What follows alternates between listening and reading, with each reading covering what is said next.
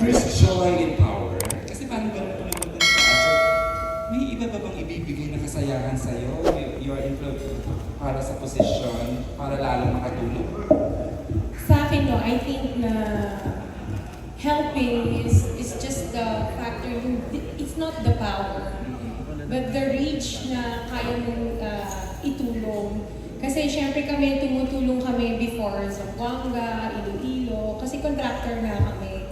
So, hindi kami nakakatulong kami here in Pasig, but it's not focused. Parang we go around sa iba-ibang, kung saan kami may project, kung kami nagbababa ng medical missions, balik eskwela programs, tumutulong kami mga wheelchairs.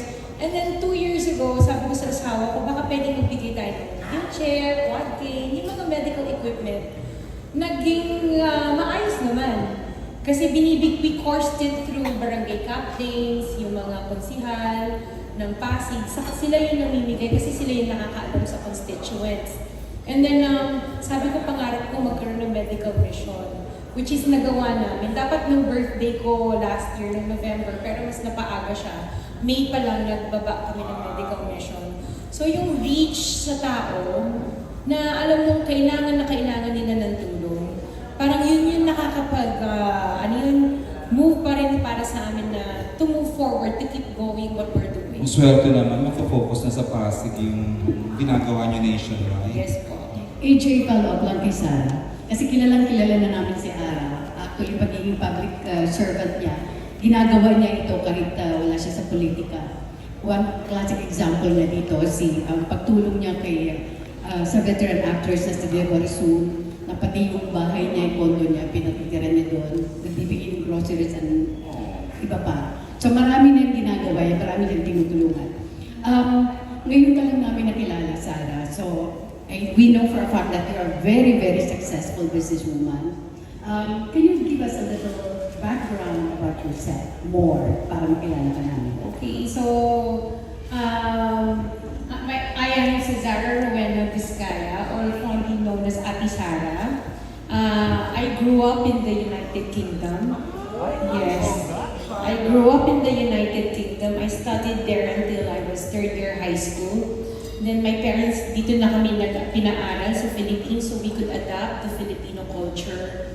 And doon pa lang, bata pa lang ako, every Christmas, namimigay kami sa mga less fortunate than us. Kasi kahit middle class kami, syempre parang pasasalamat sa blessings for the whole year ng magulang ko, which I have carried through nung nag-asawa na ako. Kasi ang bili ng daddy ko, kumita ka, kahit konti, matuto ka mag-share. And wala namang mawawala sa amin. Actually, napansin namin, kung nag-share kami, mas malaki yung bumabalik sa amin. So, yun. We just continued what my parents started. No? Contractor din daddy ko. Lihiti mo akong taga-Pasig, Bangbang, etong barangay na to. Father ko was a former kagawad noong 1970s. So, tatlo kami magkakapatid. I was the only sibling na bumalik dito sa Bangbang kasi doon kami sa ibang barangay ng Pasig. So, ako bumalik talaga dito sa Bangbang. Mahal ko ang Pasig kasi sa totoo lang, pwede na kami mag-settle sa ibang lugar. Pero dito na pinanganak yung tatlo kong anak kasi yung panganay ko, siya yung namesake nung St. Gerard. So, yung St. Gerard, pangalan ng panganay kong anak. He was born in the UK also. So, yun, that's just a little something about myself. Self-made woman din pala to, Tita Asta. No, congratulations. Sinabi mo you grew up, nag-aral ka part of your sa UK. Hindi ka ba British Nakahanap ka ng accent, resident? Kasi magiging question kasi yun eh. Actually, I still have my British accent. I can still speak in my tongue language, which I grew up with. Pero I am recognized Filipino, so all the privileges of one Filipino, I have the same privilege. Kaya I am allowed to run for any public position. With that, thank you so much and congratulations again pala. Thank you talaga, Tita Asta. You always ask the best questions. I love you. Here's another question. Another friend. She's a finalist in the Star Awards for Television. Best Female TV Host of Marites University. Rose Garcia. Vizcaya. Vizcaya bigla. Congratulations. Rose, your question. Regent, with your Good afternoon. Ayan. Anyway, I'm sure po ako marami dito ang gusto din itanong to. So, itatawid ko na. Kumusta po? Kasi as you all know, Pasig is being governed by Kami, of course, Mayor Vico. How was it running or competing with you? Are you comfortable answering, Ate Sarah? Yeah. Okay. Oh, wow, sweet. Actually, no, sobrang suntok sa buwan ang sinasabi nila kasi syempre, ang kalaban namin isang pader, isang soto. Pero syempre, we're taking our chances. No, and syempre, bilang isang lehitimong Pasigenyo at alam ko kung ano nangyayari sa paligid ko. At syempre, nakatira ako sa sentro ng Pasig. I think I have huwag naman overconfident na kinabaan nila. I think I have a good, to compete. It's friendly competition. Election is just one day, no? So, yun lang yung inaano ko na I want to enjoy what we're doing ngayon, the campaigns, going down. Kasi being a first time na papasok sa public service, gusto kong ma-enjoy lang yung makilala kong mga tao. And by that, siguro na natutuwa din ang mga tao sa akin kasi very excited silang makilala ako. Okay naman po kayo. Okay, it's hard. It's definitely a different path from being in the private sector. Siyempre, nandun na madaming ibang mga bago sa akin. Like, I just can't go out, no? Or kailangan may kasama ako palagi. Yun yung parang naiba sa buhay ko. Being busy. So, kasi ang nangyayari, I still work. Hindi ko pwedeng pabayaan din yung company namin. So, multitasking kami. And syempre, isa din akong ina, so I have to make sure in the evenings I'm with my kids. Just like Rose, who is a mom as well. Ikaw na. Anyway, thank you po. Ayan. Kaya, of course, kay Ara. Ara, may mababago din ba kapag sa pag-pasok mo sa politika? Eventually win. Alin ang mababago? Dapat walang mabago sa atin. Sa akin wala. Of course, career, sa trabaho. Siguro, syempre magpo-focus tayo dito. Meron lang akong natirang commitment na tatapusin after election. But I'll be focusing if binigay sa atin yung pagkakataon ang public service. I'll be focusing here in Pasig. Kasi ang ano namin ni Ate Sara, makita na ng tao na meron na kami na sa madaling panahon, meron na kami nabababang projects, may ginagawa na kami hanggat sa kaya namin maibaba na. Kasi syempre, life is too short, maraming, karamihan po dito, maraming may sakit talaga. Yun, so, isa sa nagustuhan ko, yung magkaroon ng free hospital dito sa Pasig. Okay. Okay, thank you po. Thanks, Rosie. Ate Sars? Ate Sars? Ang daming tao on my way here kanina, as early as what? 8:30? Ano po sila? Ano po yung nagaganap doon sa lobby?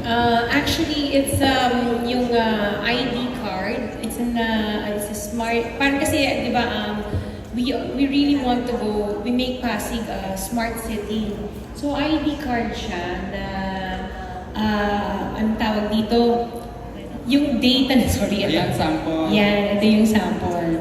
So this is the foundation card. So kinukuha namin yung data ng bawat Pasigenyo para halimbawa nag-avail sila ng medical assistance, financial assistance, nebulizer, pang-glucometer, i-scan lang yung QR code para hindi ganun kahirap ang request. Na parang walang paperworks masyado. Yes, less paperwork para kahit papano hindi napapahirapan kasi hindi ko mo government kumbaga we're preparing kung palarin mo kami.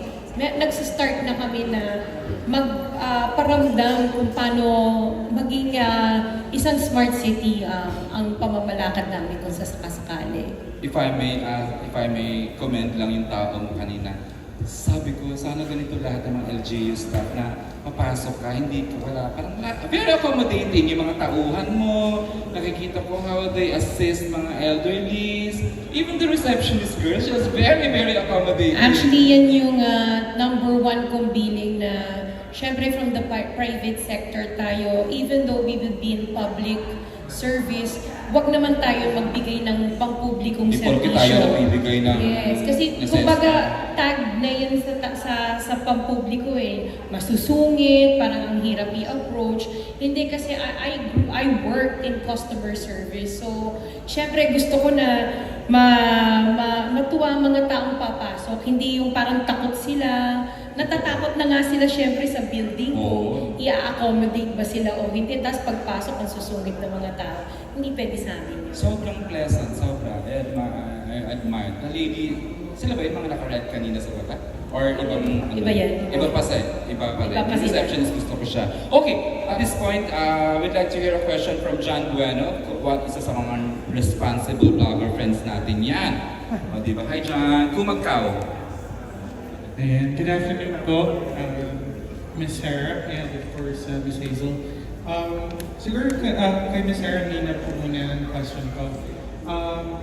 I distinctly remember you also ran for councilor like 2009, I think, in Quezon City. I'm from Quezon City, so medyo... Same district kayo ni Ara? Medyo different po yung district. Hindi naman pala eh. Charot lang. But I know the district that you belong to. Why did you like transfer districts and nag-give up ka na ba sa Quezon City? Ganun po ba yun? Or Oo nga, Mars. Kwento mo. Paano yung naglipat from original Pasig and then QC and then balik sa roots Yes, mo? you can transfer, you can register naman anytime you want. You can transfer. Totoo naman. Oo. Yung sa Quezon City, sobrang tagal na yun. So, dalaga pa ako, wala pa akong anak. And because you all know that my biological dad is from there. Sabi ko nga, siguro inano talaga ako na sa hometown ko, dito sa Pasig. At saka, iba yung pakiramdam ko pag bumababa ako dito sa Pasig. Kasi ganun siguro pag hometown mo. Kasi dito ako lumaki eh.